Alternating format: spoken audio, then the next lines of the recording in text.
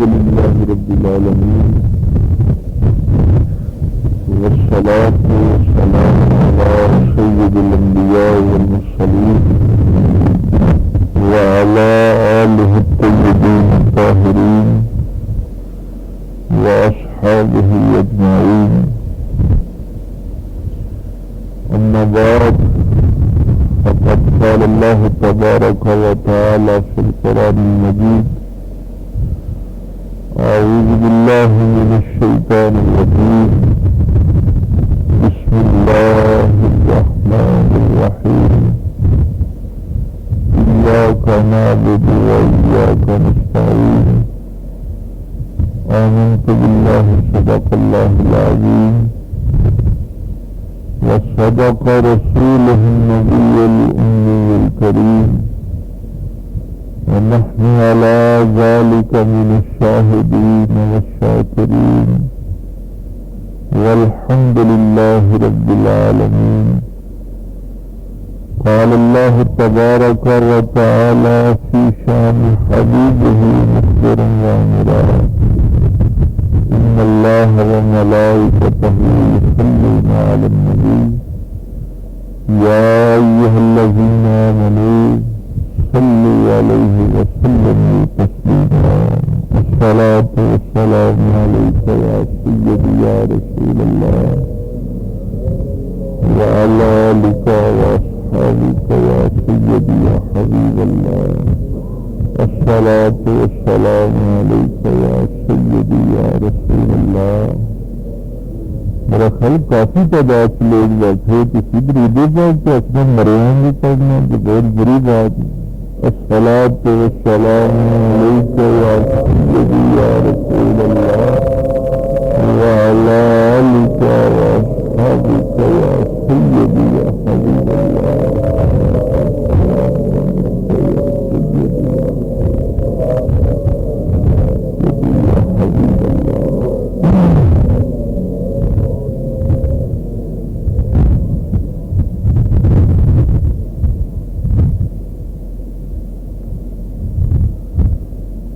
اللہ رب العزت کی حمد و ثنا کے بعد کہ جس نے ہمیں انسان پیدا کیا اور ہمیں اشرف المخلوقات ہونے کا شرف بخشا، بے حد و بے انتہا درود و سلام امام الانبیاء حبیب کبریا المسلمين رحمة للعالمين تاجدار سلطنت دنیا دین آمین کے لال باعث تخلیق کائنات احمد مصطفیٰ محمد مصطفیٰ صلی اللہ علیہ وسلم کی ذات اقدس پر کہ جن کے صدقے اللہ نے ہمیں ایمان کی دولت سے مالا مال فرمایا. نہایت واجب الاحترام سامعین محترم بزرگ دوستو بھائیو،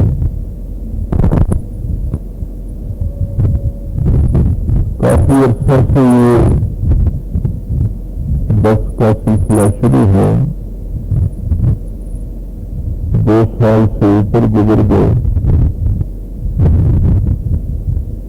اور اب تک ہم نے جو بھی گفتگو کی اور سنی اس میں اللہ کی صفات کی بات ہوتی رہی. اپنی علم کے مطابق، اپنی حیثیت کے مطابق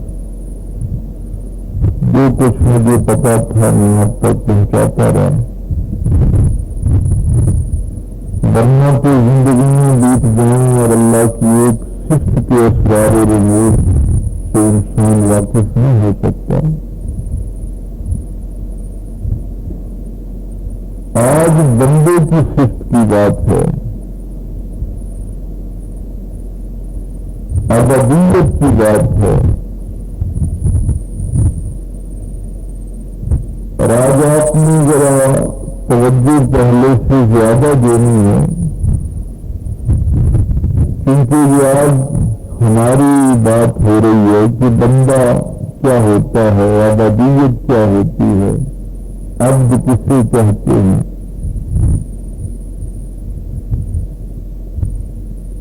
مخلوق میں جو سب سے بڑا درجہ ہے،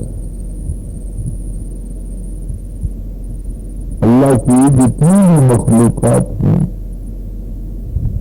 ان میں جو سب سے اعلیٰ مقام ہے وہ عبد ہونا ہے، اس سے بڑا مقام اور کوئی نہیں۔ اسی لیے اللہ تعالیٰ جب اپنے پیارے محبوب کریم صلی اللہ علیہ وسلم کو بڑی محبت اور پیار سے مخاطب فرماتا ہے تو فرمایا سبحان الذی اسری بعبدہ۔ اگر آپ تھوڑا سا غور کریں تو جتنی بھی اللہ تعالیٰ نے مخلوقات پیدا کی ہیں، اللہ کی کل جتنی تخلیق ہے، اس میں سب سے اعلیٰ جو مقام دیا ہے وہ انسان کو دیا، انسان کو اعلیٰ درجہ عطا کیا، اور پھر سارے انسانوں کو اگر اکٹھا کر لیں، سارے انسانوں کی عزت و عظمت کو اکٹھا کر لیں تو پھر ایک نبی بنتا ہے،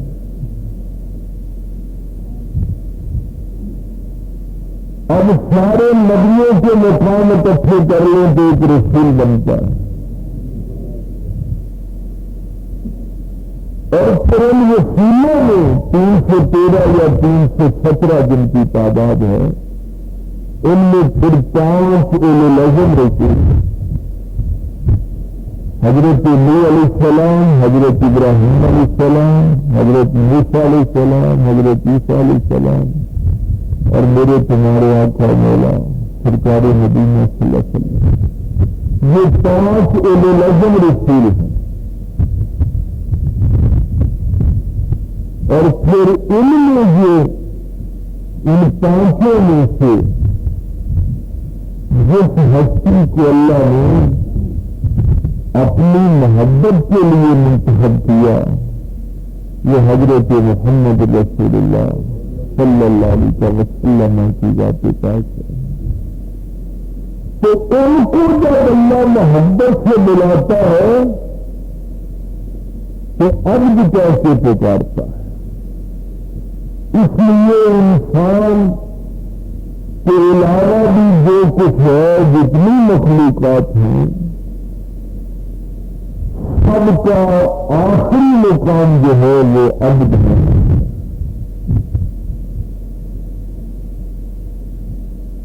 یہ توجہ اس لیے میں مانگ رہا ہوں کہ اس کا تعلق عقیدے کے ساتھ ہے، اور قبر کا جتنا معاملہ ہے، قبر میں آپ سے یہ دوسرے معاملات کا حساب کتاب نہیں ہوگا۔ جو کچھ آپ زندگی گزار رہے ہیں یہ سارا حساب کتاب قیامت کے دن ہوگا۔ قبر میں صرف عقیدے کے متعلق پوچھا جائے، جس کا عقیدہ درست ہے اس کا قبر کا مرحلہ آسانی سے گزر جائے گا۔ اور یہ بھی ایک چیز میں آپ کو بتا دوں کہ جس کا قبر کا مرحلہ آسانی سے گزر گیا اس کی آخرت کا مرحلہ بھی آسانی سے گزر گیا۔ یہ بھی شرط ہے ساتھ کہ جس کا قبر کا معاملہ ٹھیک رہا اس کا آخرت کا معاملہ بھی ٹھیک ہو جائے۔ تو لغت کے اندر عبد کا جو نام لکھا ہے وہ ہے عاجزی کا اظہار کرنا۔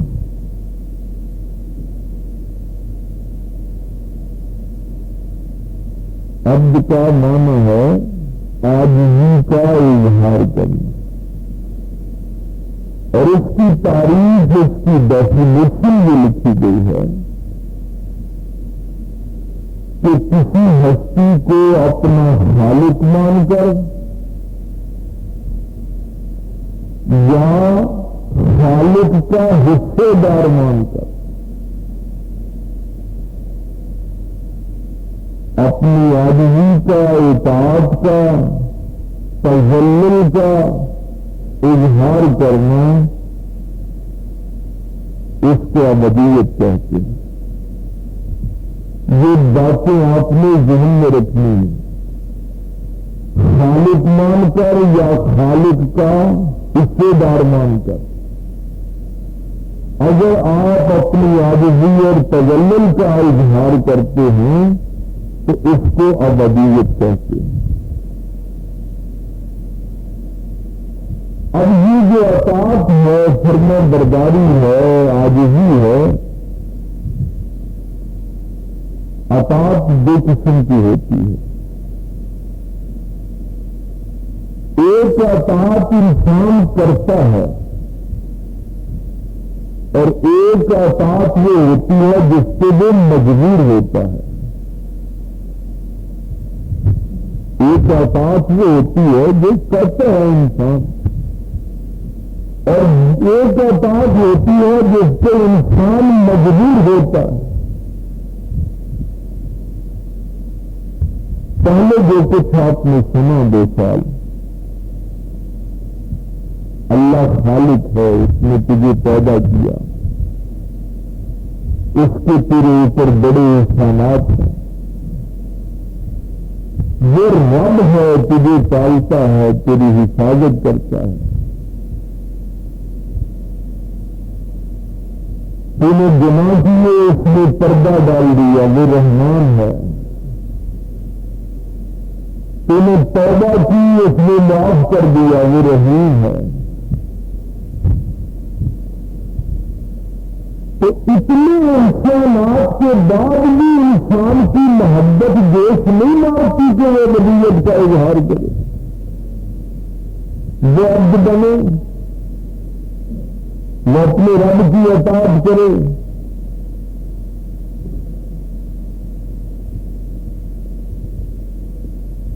یہاں یہ ڈیفینیشن مکمل ہوتی ہے کہ جو کام آپ اللہ کی محبت میں کرتے ہیں، جو اطاعت آپ اللہ کی محبت میں کرتے ہیں، اس کو عبادت کہتے ہیں۔ یہ میرا خالق ہے، اس نے مجھے پیدا کیا ہے، اس نے میرے گناہوں پہ پردے ڈالے ہیں، وہ مجھ سے درگزر کرتا ہے، وہ مجھے پالتا ہے، میری حفاظت کرتا ہے۔ یہ انسانات یاد کر کے اب بندے کی محبت جوش مارتی ہے اور وہ اپنا سر سجدے میں رکھ دیتا ہے۔ تو اس اطاعت کو جو محبت کے ساتھ کی جاتی ہے، اس کو عبادت کہتے ہیں۔ اور پھر دوسری بات بھی ساتھ ہے کہ اگر ان باتوں سے تو قابو نہیں آ رہا تو پھر سن مالک یوم الدین، پھر وہ قیامت کے دن کا مالک ہے، وہ تجھ سے غلبہ رکھتا ہے، وہ تیری پکڑ کر سکتا ہے، تجھے اطاعت سے مجبور بھی کر سکتا ہے۔ ایسا نہیں ہے کہ وہ تجھے مجبور نہیں کر سکتا، یہ علیحدہ بات ہے کہ اس نے مجبور نہیں کیا، اس لیے کہ پھر اس عبادت کا مزہ کیا تھا۔ اور اگر اذان ہی ہے، اگر ایک فرشتے کی ڈیوٹی ہوتی ہے مجھے گردن سے پکڑ کے مسجد میں لاتا تو اس کا کوئی مزہ تو نہیں تھا۔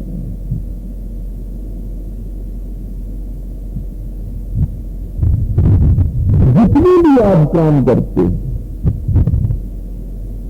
سب روز جو کام آپ سے سرزد ہوتے ہیں وہ 2 قسم کے ہوتے ہیں۔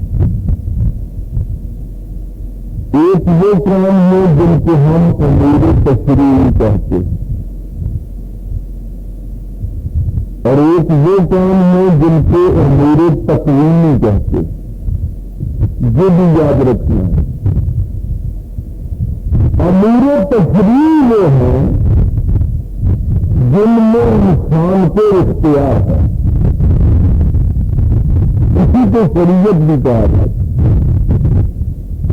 ایک وہ کام ہے جن میں انسان کو اختیار ہے وہ کرے یا نہ کرے، اور ایک وہ کام ہے جن میں اختیار نہیں ہے، مجبور ہے، ان کو امور تکلیمی کہتے ہیں۔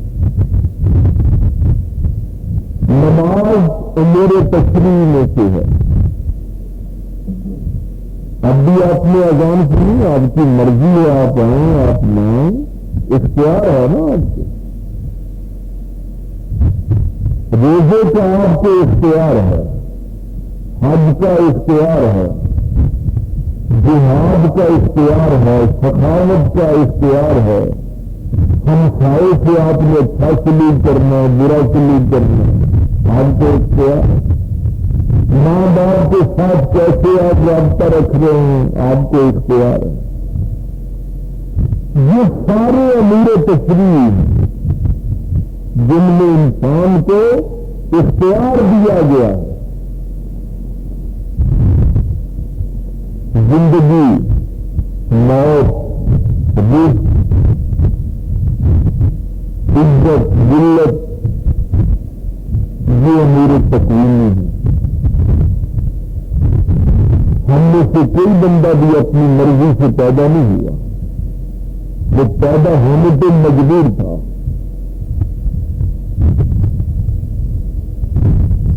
رزق اس میں جتنا دینا ہے اتنا ہی دینا ہے۔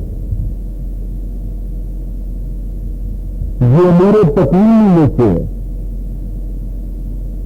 فتوح الغیب میں حضور غوث پاک رضی اللہ تعالیٰ نے ایک بڑا عظیم جملہ لکھا۔ آپ فرماتے ہیں کہ جو رزق تیرے مقدر میں لکھ دیا گیا ہے، اگر تو نہ بھی لینا چاہے تو اللہ تجھے دے گا۔ تو غلطیاں مار رہا ہے کہ میں نے نہیں لینا، لیکن وہ تجھے ملنا ہے اس لیے کہ وہ کسی اور کے حصے کا نہیں ہے۔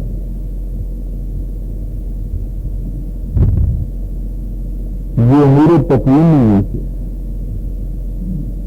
اور قرآن نے دو ٹوک بات کہی، فرمایا لا نسألک رزقا، ہم تم سے رزق کا سوال نہیں کریں گے،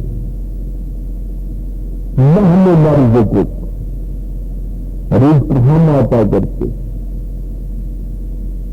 فی الارحام کیف یشاء، ماں کے پیٹ میں دیکھتے ہوئے کیسے رزق عطا کرتے، کس وسیلے سے تجھے رزق عطا کرتے۔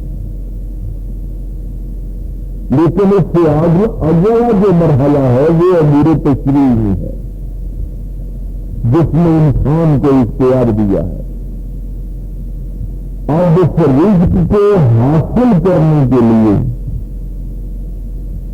تم طریقہ حلال کا استعمال کرتے ہو یا حرام کا استعمال کرتے ہو۔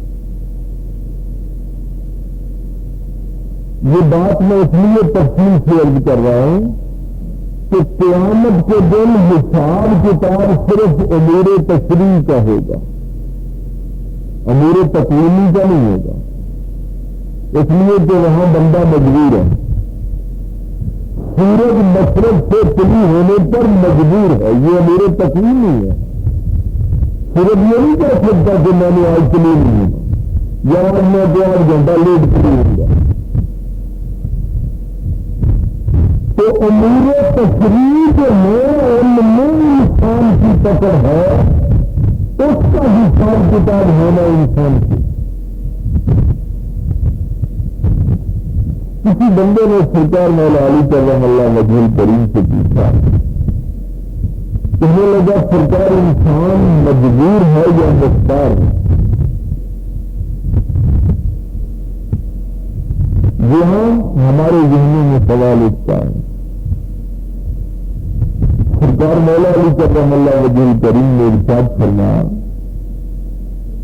آپ نے فرمایا ایک ٹانگ اٹھاؤ، ایک شخص نے ایک ٹانگ اٹھائی، آپ نے فرمایا دوسری بھی اٹھاؤ. کہنے لگا جی یہ تو میں نہیں کر سکتا. فرمایا بس اتنا مختار ہے اور اتنا مجبور ہے کہ اپنی مرضی سے ایک ٹانگ اٹھا سکتا ہے, دوسری اپنی مرضی سے نہیں اٹھا سکتا. ہمیں ایک ٹانگ اٹھانے کا اختیار ہے اسے, لیکن دونوں ٹانگیں کبھی اٹھانے کا اس کو اختیار نہیں. تو یعنی کچھ مجبور ہے, کچھ امیر تشریح ہے, کچھ امیر تقریم ہے. اب حساب کتاب بندے کا یہ ہے, امتحان یہ ہے کہ جب اللہ نے فرما دیا کہ جو تیرا رزق ہے وہ تجھے ہی ملے گا, وہ کوئی اور نہیں لے سکتا. اب انسان کون سا طریقہ اختیار کرتا ہے؟ اگر اس کا اپنے رب پہ یقین ہے تو پھر تو وہ صرف حلال کا ذریعہ استعمال کرے گا, اور اگر اس کا یقین نہیں ہے, وہ سمجھتا یہ میری ہوشیاری ہے, میں نے ہوشیاری سے کمانا, تو پھر وہ جھوٹ بھی بولے گا, بدجہنتی بھی کرے گا, ملاوٹ بھی کرے گا. یہاں سے اس کے یقین کا پتہ چلتا ہے. وہ کسی کی زمین پہ قبضہ بھی کرے گا, چوری بھی کرے گا, ڈکیٹی بھی کرے گا.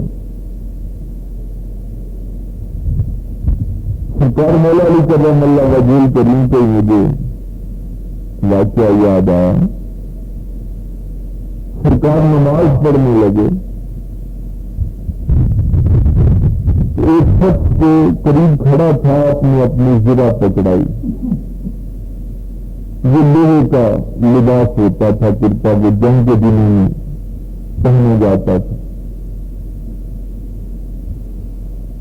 ہم نے فرمایا یہ میری ذرا پکڑے, میں نماز پڑھ لوں. سرکار نماز پڑھنے لگ گئے, اور شیطان نے اگر اس کے دل میں وسوسہ ڈال دیا.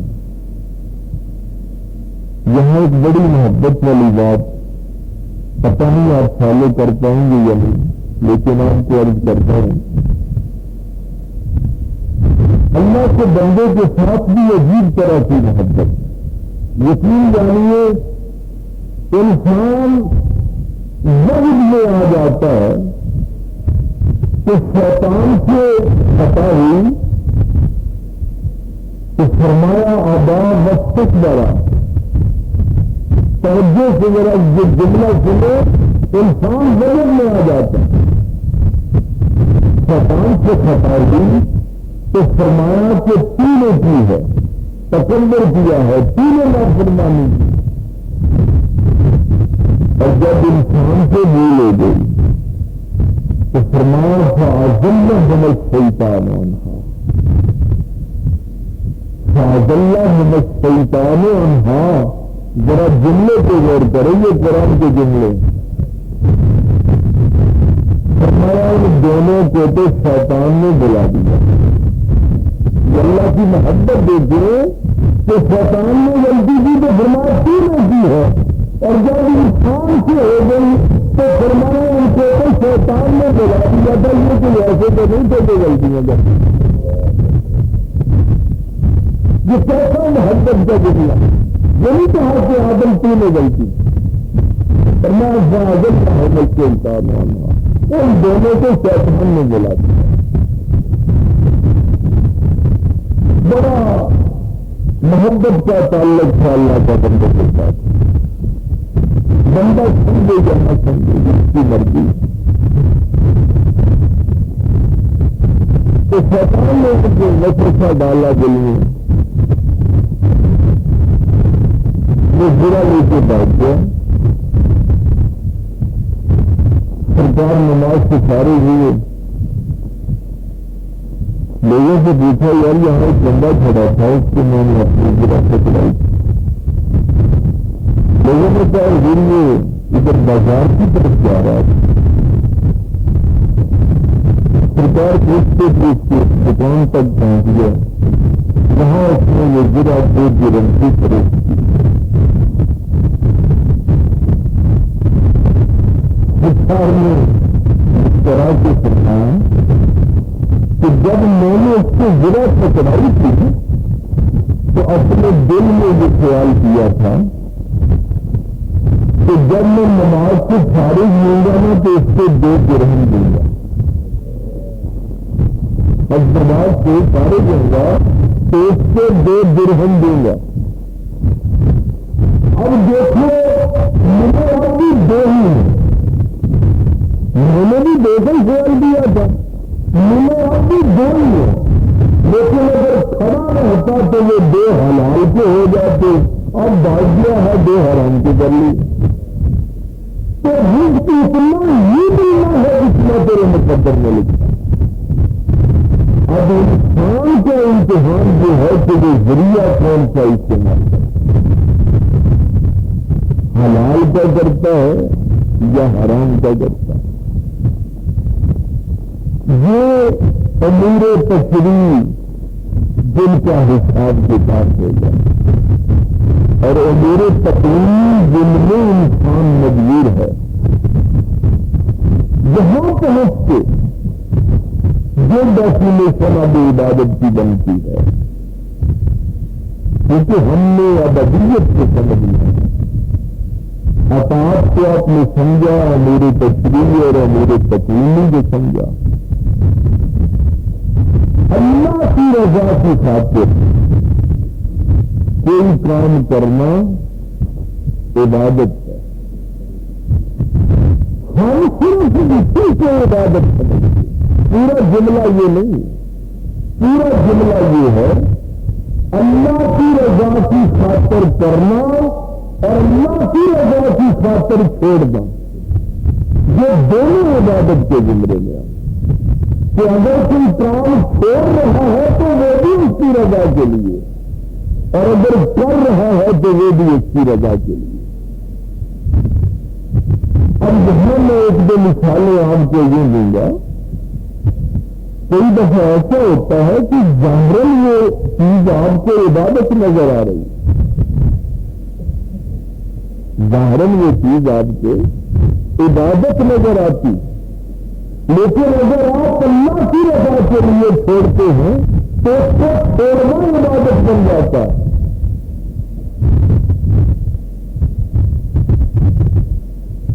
دیکھیے یہاں یہ بات ضرور سمجھنی ہے آپ کہ اللہ کی اور اس کے نبی کی رضا ایک ہے. اس رضا میں فرق نہیں، لیکن جب نبی کی رضا اور اللہ کی رضا ایک ہے تو کیا نبی کی رضا کے لیے کرنا بھی عبادت ہوگا؟ جیسا کہ نبی پاک صلی اللہ علیہ وسلم ہجرت کرنے لگے، شاید آپ نے کبھی غور نہ کیا ہو، میں تو جب اس پہ غور کرتا ہوں تو حیران رہ جاتا ہوں کہ دیکھیے میرے پاس کسی کی اگر امانت پڑی ہے، وہ شخص مجھے قتل کرنے کے لیے آئے، اس کو فکر دے دی کہ یار اگر کوئی بندہ مر گیا تو میرے امانت کی کر جائے گی. پہلے وہ سوچے گا اور اپنی امانت پہلے حاصل کرنے کی کوشش کرے گا. لیکن ہجرت کی رات یہ معاملہ بڑا عجیب ہے کہ وہ جو قتل کرنے آئے تھے ان سب کی امانتیں میرے پیغمبر کے پاس پڑی اور ان کو یہ فکر نہیں ہے کہ ہماری امانتیں ضائع ہو جائیں. ان کو یہ فکر نہیں، ان کو پتہ ہے کہ جس ہستی کے پاس ہماری امانتیں ہیں اس کی جان بھی چلی جائے تو ہماری امانتیں ہمیں واپس مل جائے. یہ ذرا اپنے نبی کا مقام بھی دیکھتے ہیں تو نبی پاک صلی اللہ علیہ وسلم نے اپنے بستر کو سرکار علی المرتضیٰ شیر خدا کرم اللہ وجہ کریم سے بتا دیا اور صرف ایک ہی بات کہی کہ خود ان لوگوں کی امانتیں ان کو واپس کر دیں. یہ جو قتل کرتے ہیں. اب حضرت علی لیتے نا اس بستر کو، تو اللہ تعالیٰ نے فرمایا یہ قرآن کی آیا مبارکہ فرمایا وَمِنَ النَّاسِ مَن يَشْرِي نَفْسَهُ ابْتِغَاءَ مَرْضَاتِ اللَّهِ. انسانوں میں کچھ لوگ ایسے بھی ہیں جو اللہ کی رضا کی خاطر اپنی جان پر چھوڑ جاتے ہیں.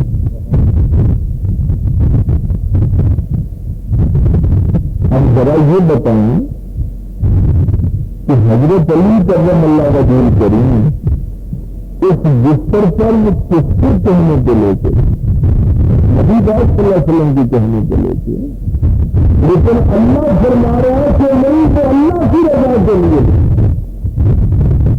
یعنی نبی کی اور اللہ کی رضا ایک ہے، اس میں کوئی فرق نہیں ہے. یہ بات تھوڑا سا کانسیپٹ آپ کا کلیئر کرنا. اب دیکھیے ظاہراً نماز عبادت ہے نا، اس میں کسی کو کوئی شک تو نہیں ہے کہ نماز عبادت ہے. اللہ نماز پڑھنا عبادت ہے، لیکن کبھی کبھی اس نماز کو چھوڑنا عبادت بن جاتا ہے. کبھی اس کو چھوڑنا عبادت بن جاتا ہے. غزوہ خیبر کے موقع پہ جب نبی پاک صلی اللہ علیہ وسلم حضرت علی کی گود میں سر رہ کے سوئے ہوئے تو حضرت علی کی نماز اثر کی رہ گئی نا، ظہر کی نماز رہ گئی. تو اب یہاں پہ عجیب معاملہ ہے کہ کبھی نماز پڑھنا عبادت بنتا ہے، کبھی نماز چھوڑنا عبادت بنتا ہے.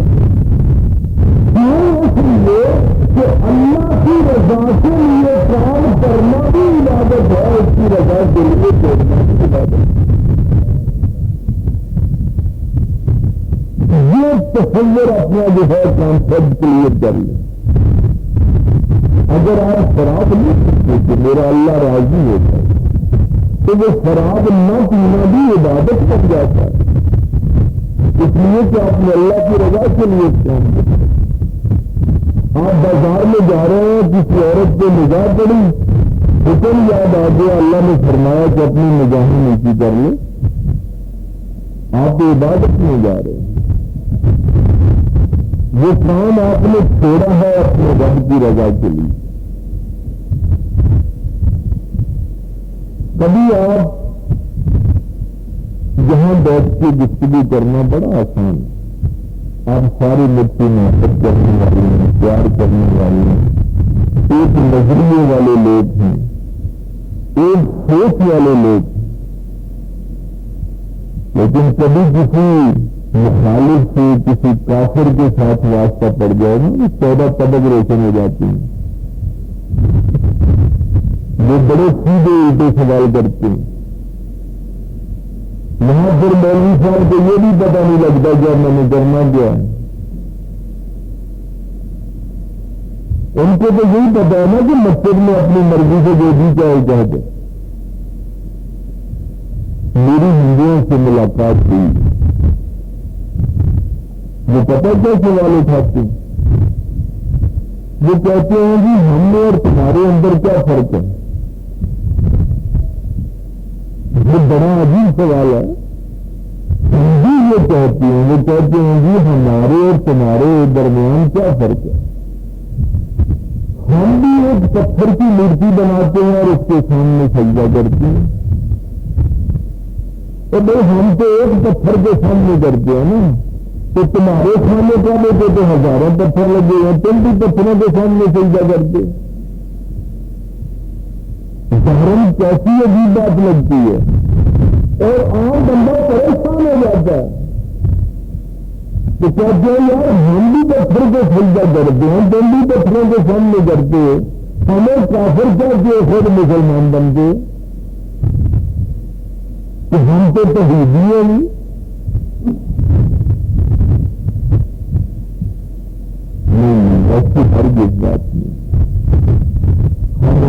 کہتے ہیں کہ ہم خانے کعبے کی عبادت نہیں کرتے. ہم میں سے کوئی بھی شخص نماز کی نیت کرتے وقت یہ نہیں کہتا کہ یہ نماز واسطے خانے کعبے کے.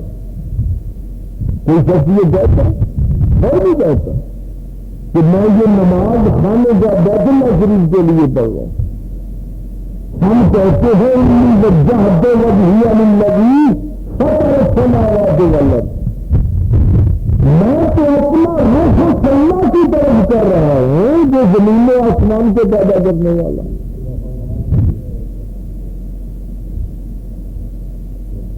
پھر وہ پتہ کیا کہتے ہیں؟ وہ کہتے ہیں ہم بھی عبادت اللہ ہی کی کرتے ہیں. ہم بھی کہتے ہیں ہم بھی عبادت اللہ ہی کی کرتے ہیں. جیسے تم خانے کعبے کی طرف صرف اپنی توجہ مرکوز کرنے کے لیے چہرہ کرتے ہو نا, ہم بھی اس بت کی طرف توجہ مرکوز کرنے کے لیے کرتے ہیں. اور یہ جواب صرف ہندوؤں نے نہیں دیا, مکے کے مشرکوں نے بھی یہی کہا تھا.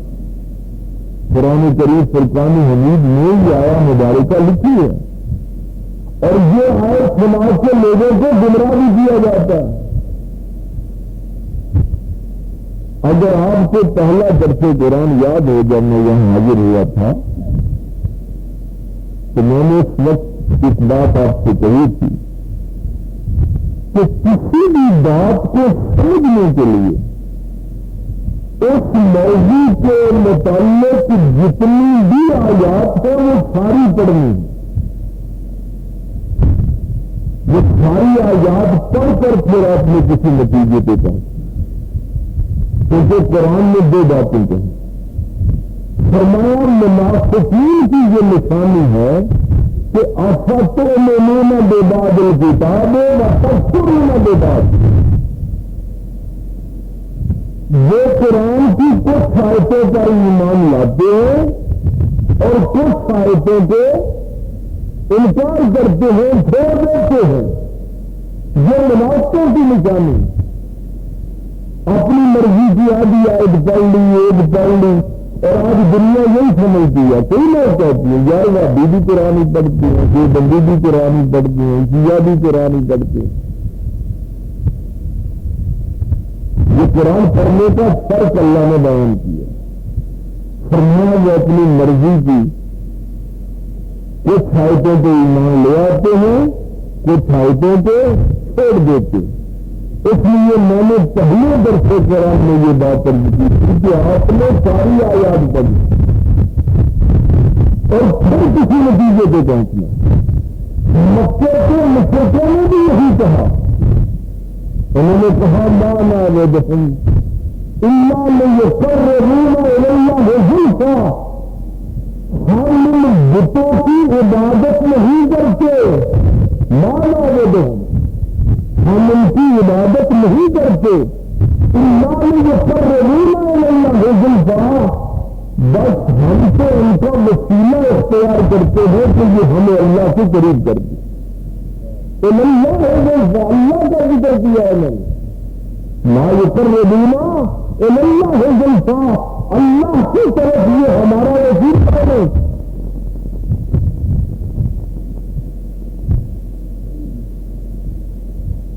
اب یہی لوگ یہ آیت پڑھ کے آپ سے بھی یہ کہتے ہیں کہ دیکھو یہی بات مکے کے مشرک کہتے تھے کہ ہم تو ان کو اللہ کی طرح وسیلہ بنا کے اللہ کا قرب حاصل کرنا چاہتے ہیں. تم بھی یہی کہتے کہ ہم ولیوں نبیوں کے وسیلہ بنا کر, تو یہی بات مشرک کہہ رہے تھے, یہی تم کہہ رہے. یہ آیت پڑھ کے لوگوں کو گمراہ کیا جاتا ہے. اور ہمیں مجھے اپنے دوستوں کو یہ دکھ آتا ہے کہ وہ یہ آیتیں اپنے لوگوں کو نہیں سناتے, اس میں ڈسکس نہیں کرتے. اور جب عام آدمی پہلی دفعہ اس آیت کو سنتا ہے تو وہ کہتا ہے یار یہ واقعی یہ تو سچی بات کر رہے ہیں. ہم ان ہندوؤں سے یہ کہتے ہیں اس لیے کہ ان بیچارے مولویوں کو کبھی ان سے واسطے بھی نہ پڑا. ان لوگوں کے سوالات کیا ہیں، ان سے کیسے ڈیل کرنا ہے؟ ہم ان سے یہ کہتے ہیں کہ تمہارا اور ہمارا فرق یہ ہے، تم یہ جو کہتے ہیں نا ہم بھی پتھر کے بولتے ہیں، تم بھی پتھروں کے سامنے، ہم بھی اللہ کی عبادت کرتے ہیں، ان کی طرف سے صرف توجہ مرکوز کرتے ہیں، تم بھی کہتے ہیں ہم اللہ کی عبادت کرتے ہیں، توجہ صرف خانہ کعبے کی طرف مرکوز کرتے ہیں۔ ہم کہتے ہیں نہیں، تم نے مورتی بنائی، اگر یہ مورتی ادھر پڑی ہے تو تم ادھر کو سجدہ کرتے، اگر وہ مشرق کی طرف پڑی ہے تو تمہارے سجدے کا رخ ادھر سے ہو جاتا ہے، اگر مورتی اٹھا کے ادھر رکھ دی تو سجدے کا رخ ادھر سے ہو گیا۔ ہمارے خانے کعبے کے سارے پتھر اٹھا کر تم یہاں لے آؤ، ہم اس طرف منہ نہیں کریں گے، ہم اس طرف منہ نہیں کریں گے، ہم تو منہ اس طرف کریں گے جدھر ہمارے پیغمبر نے دیا، ہمارے رسول نے دیا۔ پتھروں کی وجہ سے ہمارا رخ نہیں بدلا کرتا۔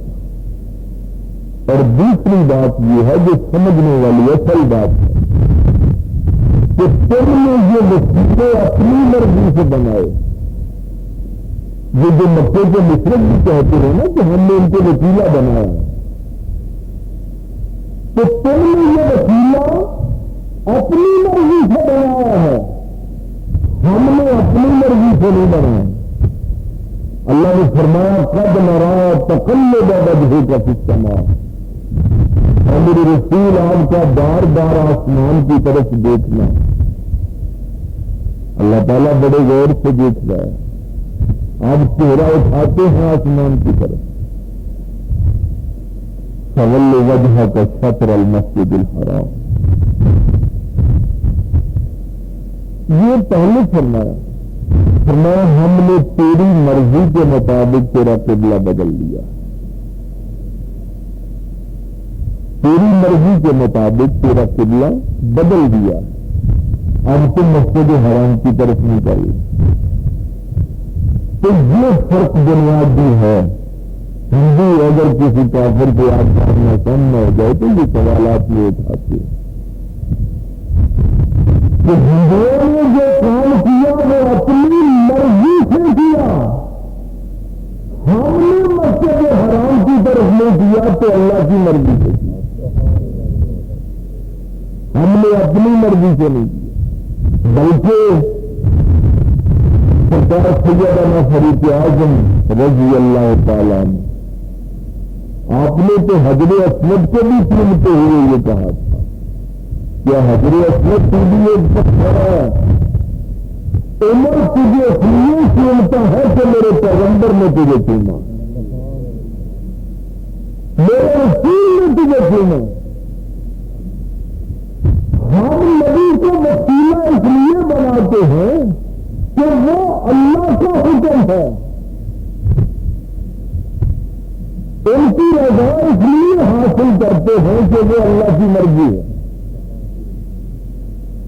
یہ چیز ذہن میں رہے، ورنہ آپ کو کوئی بھی متزلزل کر سکتا ہے۔ تو دیکھو بھی مکے کے مشرکوں نے بھی یہ بات کہی تھی، نہ معبود ہم ان بتوں کی کوئی عبادت تو نہیں کرتے، اللہ لمقربون الی اللہ زلفی، ہم تو اللہ کی طرف صرف قرب حاصل کرنے کے لیے، اللہ کے قریب ہونے کے لیے ان کے سامنے جھکتے ہیں۔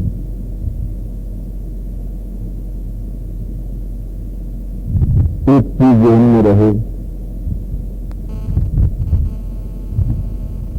اللہ تعالیٰ کو کسی سے جس کسی میں بھی یہ قانون ذہن میں رہے، اللہ کے نبی کے بغیر اللہ کو تلاش کرنے کی کوشش کی، اس میں مظاہرات فطرت کی پوجا، اس میں چاند کی پوجا کی ہے، سورج کی ہے، ہوا کی، پانی کی، بتوں کی، مٹی کی، جس میں نبی کو چھوڑ کر اللہ کو پانے کی کوشش، اور اللہ تک یہی پہنچا ہے جو نبوت کے وسیلے سے آیا۔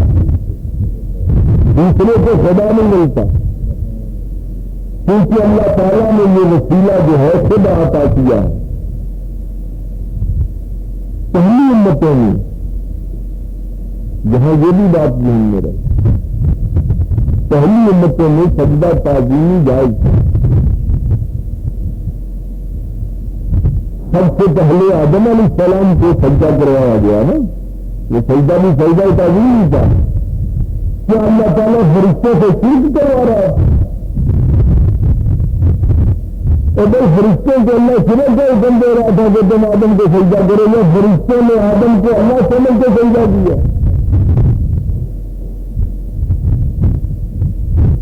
اللہ سمجھ کے نہیں کیا، وہ سجدہ تعظیمی تھا. اس کے بعد ایک اور سجدہ تعظیمی کا ذکر قرآن نے کیا.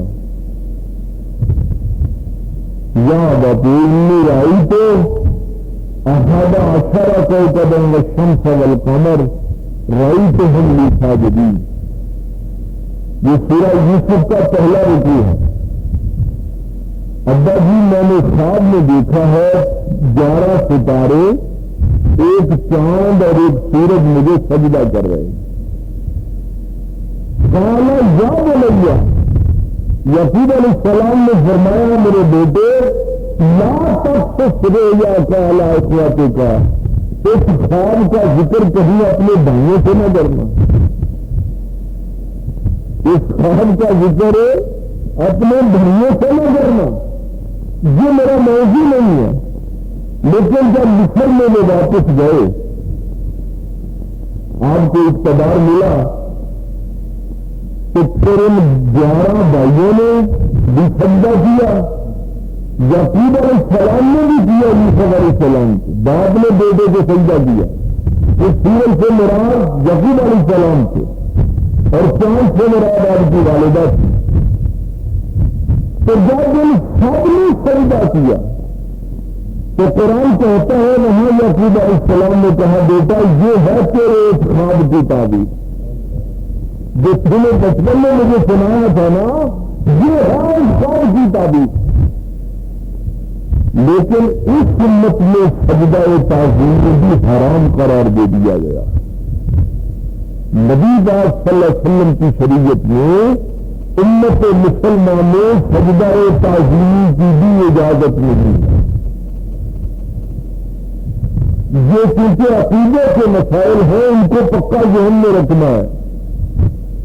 اگر کسی کے ذہن میں یہ بات ہے کہ ہم تو تعظیم کی وجہ سے سجدہ کرتے ہیں تو وہ بھی کفر ہے. آپ نے کلمہ پڑھ کے دوبارہ مسلمان ہونا، اس کی اجازت نہیں. فرمایا بندے کے ساتھ جو جملہ میں نے پہلے کہا یہ تو ہماری محبت تھی کہ بندہ میرے ساتھ بات کرے. آپ کیا کہتے ہیں ایاک نعبد، ہم تیری ہی عبادت کرتے ہیں. یہ مخاطب کا سیگا، جیسے میں کہتا ہوں نا میں آپ سے گفتگو کر رہا ہوں، آپ سے بات کر رہا ہوں. ایاک نعبد یعنی اللہ سامنے ہے، میں اللہ سے گفتگو کر رہا ہوں، ہم تیری ہی عبادت کرتے ہیں. اور اس میں پھر قانون اتنا بڑا ہے کہ نماز میں اگر تو کسی اور سے بات کرے گا تو نماز ٹوٹ جائے گی.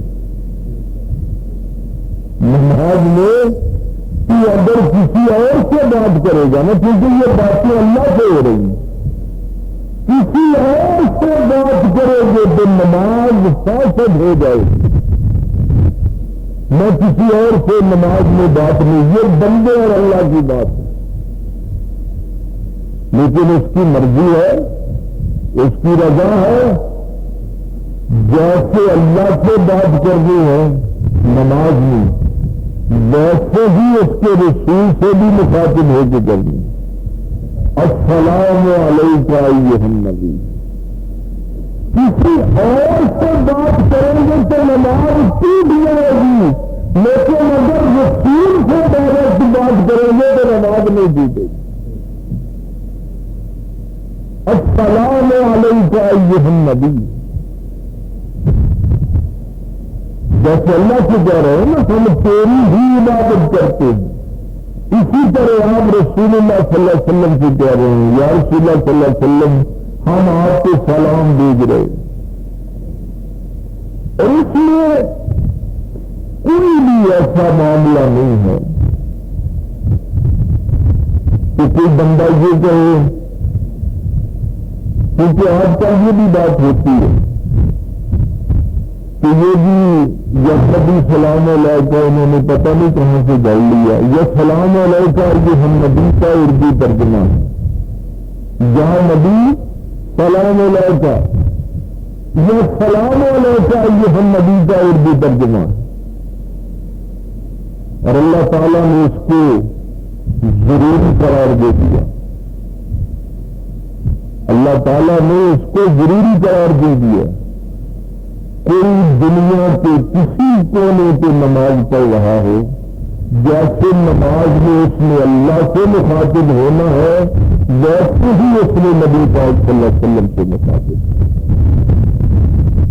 اس سے آگے پیچھے وہ نہیں ہو سکتا، دونوں ہستیوں سے، اور ان کے علاوہ اگر کسی سے بات کرے گا تو نماز ٹوٹ جائے گی، باقی پھر نماز نہیں رہ سکتی، اس کو دوبارہ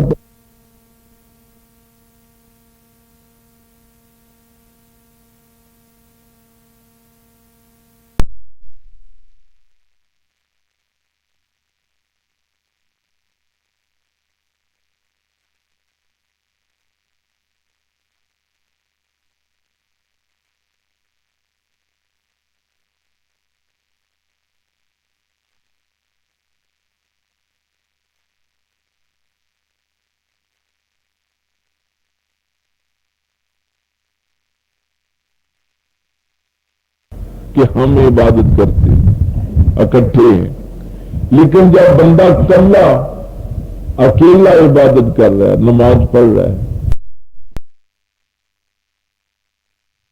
پھر تو اس کو عابد کہنا چاہیے نا، میں عبادت کر رہا ہوں، لیکن اکیلا بھی پڑھے گا تو نعبد ہی کہے گا،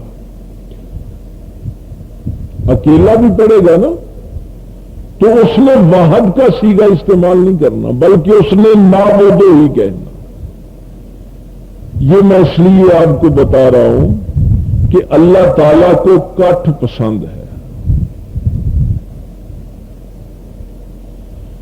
جو بندہ کٹھ سے باہر نکلتا ہے وہ اللہ کو پسند نہیں، اللہ تمہیں اکٹھا دیکھنا چاہتا ہے۔ اور نبی پاک صلی اللہ علیہ وسلم فرماتے ہیں ید اللہ علی الجماع، اللہ کی رحمت کا ہاتھ بھی کٹھ کے اوپر ہوتا ہے، جماعت کے اوپر ہوتا ہے، اللہ کو یہ تفرقے پسند نہیں، علیحدگی پسند نہیں ہے۔ اور اس کا فائدہ پتہ کیا بتایا؟ فرمایا اگر تو یہ کہے عابدو میں عبادت کرتا ہوں تو پھر تیری عبادت تو اس قابل نہیں ہے کہ اللہ کی بارگاہ میں قبول ہو جائے۔ اور مجھے تو نماز پڑھ کے پتہ نہیں کیا کیا خیالات آتے ہیں۔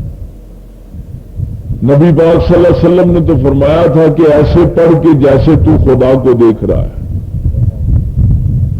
اور اگر یہ کیفیت نہیں ہوتی تو کم از کم یہ تو ہونا کہ اللہ تجھے دیکھ رہا ہے۔ بھئی اللہ سے جب گفتگو کرنی ہے تو یہ تصور تو ہونا، جب عابد کہے گا تو پھر تیری نماز اس قابل نہیں کہ اللہ کی بارگاہ میں قبول ہو جائے۔ جب اکیلا بھی پڑھتا ہوئے کہے گا نا نعبدو ہم عبادت کرتے ہیں، تو اس ہم میں سارے شامل ہو جائیں گے، اس تیرے ہم میں تیرے نبی کے سجدے بھی شامل ہو جائیں گے، اس میں سرکار امام حسین کا سجدہ بھی شامل ہو جائے گا، صحابہ اور اولیاء امت کے سجدے بھی شامل ہو جائیں گے، اور ان کے صدقے اللہ تیرے سجدے بھی قبول کر لے گا۔ یہ نعبد کہنے کا فائدہ ہے، ورنہ ہونا تو یہ چاہیے تھا کہ اکیلا پڑھے تو عابد ہو گئے، اور پھر کبھی آپ نے یہ بھی غور نہیں کیا کہ جب آپ کو کوئی اکیلا آدمی بھی ملتا ہے تو آپ اس کو سلام علیکہ نہیں کہتے، آپ اس کو سلام علیکم کہتے ہیں۔ یہ تم بھی جمع کا صیغہ ہے، تم سب پر سلامتی ہو۔ کبھی آپ نے یہ نہیں کہا کہ اکیلا بندہ ہے تو سلام علیکہ کہے کہ بھئی تیرے اوپر اکیلے کے اوپر سلامتی۔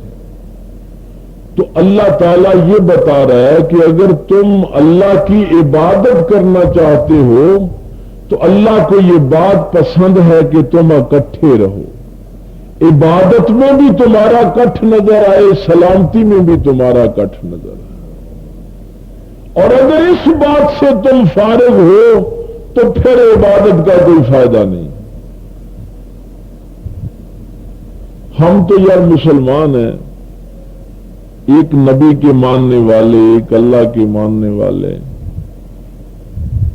ایک کتاب کے ماننے والے۔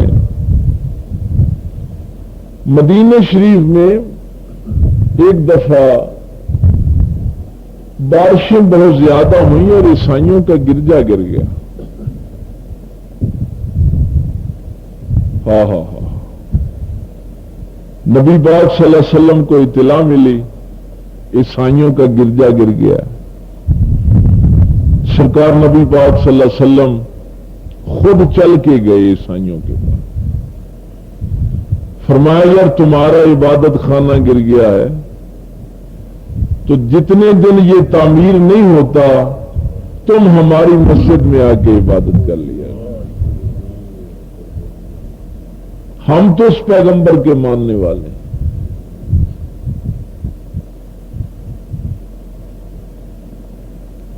اب تاریخ میں جو لکھا ہے کہ بڑی جلدی جلدی انہوں نے اپنا گرجا تعمیر کیا، 8 دن لگ گئے، اس پہ چھت پڑ گئی، لیکن 8 دن کے بعد 8 دن وہ مسجد نبوی میں آتے رہے، اپنی عبادت اپنے مسلک کے مطابق وہ کرتے رہے۔ جب گرجا تعمیر ہو گیا تو اب وہ عیسائی گرجے واپس نہیں گئے، کلمہ پڑھ کے وہی مسلمان ہو گئے۔ انہوں نے 8 دن اخلاق محمدی دیکھ لیا تھا صلی اللہ علیہ وسلم۔ تو یہ دین تو یہ بات چاہتا ہے، تمہارا کٹ چاہتا ہے، نفرت نہیں چاہتا کہ تم سلامتی بھی مانگو تو سب کی مانگو، اور اگر عبادت میں ذکر کرو تو سب کا کرو، اور دوسروں کے صدقے، اچھے لوگوں کے صدقے تمہاری عبادت بھی اللہ اپنی قبول کر لے۔ یہ نیت کا معاملہ بڑا سخت ہے۔ یہ نہیں کہ تو نے اس دربار میں جا کے دعا مانگی تو تم مشرک ہو گیا، تو نے تو شرک کر دیا، تو نے تو اس کو اللہ سمجھ لیا۔ نیتیں میرا اللہ جانتا ہے۔ یہ ڈیفینیشن جو میں نے آپ کو بتائی ہے یہ ذہن میں رکھنی ہے کہ خالق مان کر یا خالق کا حصے دار مان کر اگر آپ کسی کے سامنے عاجزی کا اظہار کرتے ہیں، اپنے تذلل کا اظہار کرتے ہیں تو وہ عبادت ہے۔ اور اگر آپ کسی کو خالق نہیں مانتے، میں اکثر اپنے دوستوں سے کہتا ہوں جہاں تک تعظیم کی بات ہے، میرے نبی پاک صلی اللہ علیہ وسلم نے تو بڑا عظیم جملہ فرمایا وَلَمْ يُعَقِّرْ كَبِيرَنَا فَلَيْسَ مِنَّا، جو اپنے بڑوں کی عزت نہیں کرتا وہ تو میری امت میں سے ہی نہیں ہے۔ اور بھائی جو اپنے بڑوں کا احترام نہیں کرتا، عزت نہیں کرتا، مثلا اگر کوئی ماں باپ کا احترام کر رہا ہے تو کیا وہ ان کی عبادت کر رہا ہے؟ اپنے نبی کی عزت کر رہا ہے تو کوئی ان کی عبادت کر رہا ہے؟ اور نیت کے معاملے میں تو میرے پاک پیغمبر صلی اللہ علیہ وسلم نے اتنا سخت حکم دیا ہے، کسی کی نیت پہ شک نہیں کرنا، تمہیں کوئی اختیار نہیں۔ جنگ میں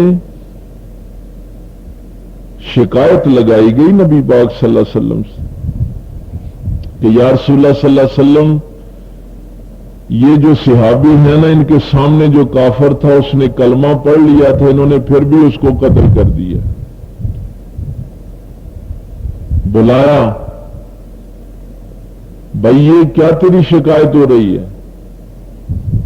عرض کی یا رسول اللہ صلی اللہ علیہ وسلم، وہ تو تلوار کے ڈر سے پڑھ رہا تھا کہ اب یہ بندہ مجھے قتل کر دے گا۔ وہ قتل سے بچنے کے لیے کلمہ پڑھنا شروع کر دیا اس نے۔ تو نبی پاک صلی اللہ علیہ وسلم کا رنگ سرخ ہو گیا، غصے میں آ گئے سرکار، اور صحابی سے فرمایا کیا تو نے اس کا دل چیر کے دیکھا تھا کہ وہ اندر سے پڑھ رہا ہے یا باہر سے پڑھ رہا ہے؟ تجھے یہ اختیار کس نے دیا ہے کہ تو اس کی نیت پہ شک کرتا پھر؟ آج ہمارا جتنا بھی یہ معاملہ ہے، جتنی گڑبڑ ہے، وہ یہ ہے کہ ہم جلدی جلدی کسی کی نیت پہ شک کرنا شروع کر دیتے، اور نہیں یار وہ کام تو اچھا تھا لیکن اس کی نیت بری تھی۔ بھائی تجھے ایک مسئلہ آج کل بڑا چلتا ہے، مجھے تو سمجھ نہیں آتی، یہ پچھلے ہفتے میں بھی 2-3 معاملات ایسے آئے، وہ جی غصے میں نے وہ طلاق کہہ دی تھی 3 دفعہ، وہ ہو گئی ہے۔ میں ان دوستوں سے یہی کہتا ہوں کہ طلاق خوشی میں بھی ہوتی ہے، اور طلاق تو ہوتی غصے میں ہے۔ یہ کون سا جملہ ساتھ میں لے آتے ہو جی غصے میں کہا تھا؟ وہ جی فلاں مولوی صاحب تو کہتے ہیں کہ 3 دفعہ کہیں گے تو 1 دفعہ ہی ہوگی۔ وہ معاملہ یہ تھا، ایک شخص نے آ کے ایسے نبی پاک صلی اللہ علیہ وسلم سے کہا کہ یا رسول اللہ صلی اللہ علیہ وسلم، میں نے کہا تو 3 دفعہ تھا لیکن میری مراد 1 کی تھی۔ تو نبی پاک صلی اللہ علیہ وسلم نے اس کو اجازت دے دی کہ اگر تو نے 1 ہی کہی ہے تو ٹھیک ہے، رجوع کر لے۔ یہی معاملہ حضرت عمر فاروق رضی اللہ تعالیٰ عنہ کے سامنے آ گیا۔ کہا گیا کہ اے عمر، نبی پاک صلی اللہ علیہ وسلم کے سامنے جب اس شخص نے کہا تھا کہ میری مراد 1 تھی، تو سرکار نے تو اس کو رجوع کی اجازت دے دی تھی، آپ نے کیوں نہیں دی؟ تو سرکار عمر فاروق رضی اللہ تعالیٰ عنہ نے فرمایا، دوستو ذرا غور کرو، نبی پاک تو نیت دیکھ سکتے ہیں، میں نیت نہیں دیکھ سکتا۔ نبی پاک سے جب کہا جائے یا رسول اللہ صلی اللہ علیہ وسلم میری نیت 1 کی تھی، تو حضور تو نیت دیکھ سکتے ہیں نا، میں نہیں دیکھ سکتا کہ اس کی نیت کیا، میں نے تو اس کے الفاظ میں ہی فتویٰ دینا ہے۔ من مولویوں سے یہی کہتا ہوں کہ کچھ خدا کا خوف کھائے، نبی بننے کی کوشش نہ کرے۔ یہ سرکار عمر فاروق سے ابا سے فرما رہے ہیں، فرمایا ہم نیت نہیں دیکھ سکتے۔ یہ کمال تو صرف میرے پیغمبر کو اللہ نے عطا کیا تھا کہ وہ دل کی حالت کو بھی جانتے ہیں، زبان سے نکلنے والے الفاظ کو بھی جانتے ہیں، ذہن میں چھپے ہوئے تخیل کو بھی جانتے ہیں۔ اگر آپ کسی کو خالق مانتے ہیں، سمجھتے ہیں مخلوق میں سے، تو پھر شرک ہے۔ اللہ کی رضا کے لیے کوئی کام کرنا اور اللہ کی رضا کے لیے چھوڑنا، یہ عبادت ہے۔ حب للہ بغض للہ، محبت کرنی ہے تو اللہ کے لیے کرے، اور اگر کسی سے بغض بھی رکھنا ہے تو اللہ کے لیے رکھے۔ اپنی مرضی، اپنا ارادہ اس میں شامل نہ ہو۔ تو یہ تین چیزیں، چونکہ ان تینوں چیزوں میں عاجزی کا اظہار ہے، عبادت میں بھی، وہ تو ڈیفینیشن میں نے آپ کو بتا دی، شرک میں بھی اور تعظیم میں بھی۔ کہاں پر ان تینوں چیزوں میں بنیادی چیز عاجزی ہے، کہاں پر یہ عاجزی عبادت بنتی ہے، کہاں پر یہ عاجزی تعظیم بنتی ہے، اور کہاں پر یہ عاجزی جا کے شرک بنتی ہے، اس پہ انشاءاللہ اللہ نے زندگی دی تو اگلی نشست میں گفتگو ہوگی۔ اللہ تعالیٰ مجھے اور آپ کو عمل کی توفیق دے۔ وآخر دعوانا الحمدللہ رب العالمین۔ اللہم صلی علی سیدنا مولانا محمد وعلی آل سیدنا مولانا محمد واصحاب سیدنا مولانا محمد وبارک وسلم۔ یا ذا الجلال والاکرام، یا ارحم الراحمین، اے عرش عظیم دے مالک، یا پروردگار عالم، مولا کریم، اس سارے دوست خالصتاً تیرا تے تیرے رسول دا ذکر سننے واسطے حاضر ہوئے نے، سب دی حاضری قبول فرما۔ مولا کریم سب دا آنا جانا بابرکت فرما۔ اس محفل نو قیامت والے دن ساڈی نجات دا ذریعہ بنا۔ جو کچھ سنیا سنایا دے تے عمل دی توفیق عطا فرما۔ مولا بیماراں نو شفائے کاملہ عاجلہ صحت کلی عطا فرما۔ مولا شیطان دے شر تو محفوظ فرما، نفس دے شر تو محفوظ فرما، عالم اسلام نو استحکام عطا فرما، ساڈے پیارے ملک دی حفاظت فرما۔ مولا کریم انو اندرونی بیرونی سازشاں تو محفوظ فرما۔ مولا مسلماناں نو ایک تے نیک بنا دے، انہاں وچ اتحاد تے یکجہتی دی دولت پیدا فرما۔ مولا انہاں ساریاں نو کٹھیاں رہن دی توفیق عطا فرما۔ مولا ساڈے صغیرہ کبیرہ گناہ معاف فرما۔ الہ العالمین بیماراں نو شفائے کاملہ عاجلہ صحت کلی عطا فرما۔ کسے حال بھی کو دوست پریشان پریشانیاں دور فرما۔ مولا کسے حال بھی کو دوست پریشان دور فرما۔ ساڈے اساتذہ تے ساڈے والدین تے اپنا رحم و کرم فرما۔